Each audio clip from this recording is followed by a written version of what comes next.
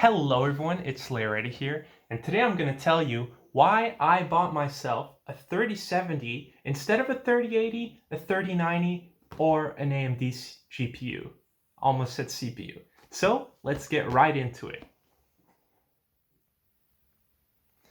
So, you might be wondering, well, is a 3070 good enough?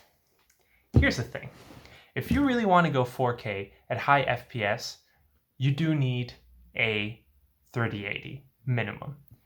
But how many people does that really apply to? High FPS 4K, there isn't really a lot of TVs or monitors that can do high refresh rate 4K, and if they can, they're really expensive. So I think the sweet spot nowadays, if you want like high performance, both image quality as well as refresh rate, you're probably looking at 1440p high refresh rate cards, and that's exactly what the 3070 delivers. Now, if you're looking to stay around the 140 FPS range with pretty much any game that's out now, the 3070 is going to deliver that at ultra quality in 1440p. So on that sense, you're totally covered.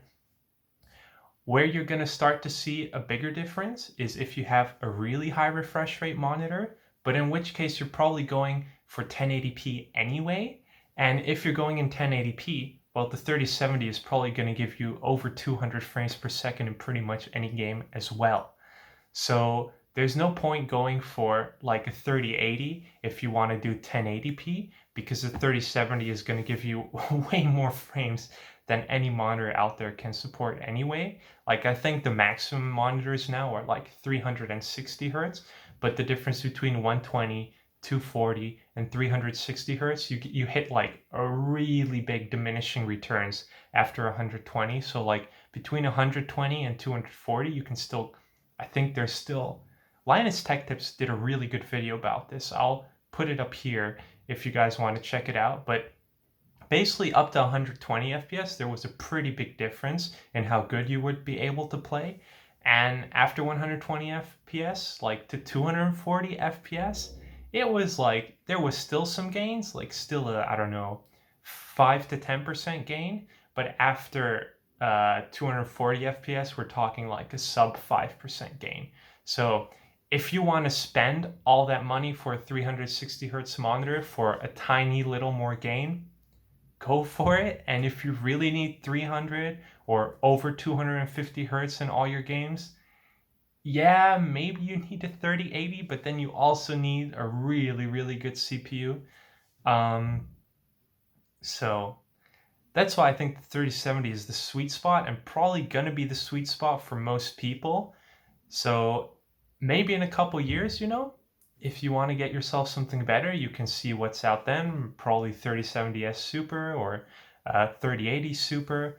But one thing to look out for as well is that in a couple of days, we have the AMD GPUs coming out. Now, the lowest one, I believe, starts like $50 higher than the 3070. And I just got the 3070 because like I needed a GPU now. Like I'm building a PC. I couldn't wait anymore until the benchmarks. But if you can wait, I really suggest waiting, seeing what AMD is going to put out. And if their cards are, for whatever reason, way superior to NVIDIA's, my assumption is that they're pretty much going to be neck and neck. And you're going to be able to find a GPU that you want at any budget above $500 that'll match your needs. $500 is still a lot. But yeah, that's pretty much the lowest you'll find it in any region.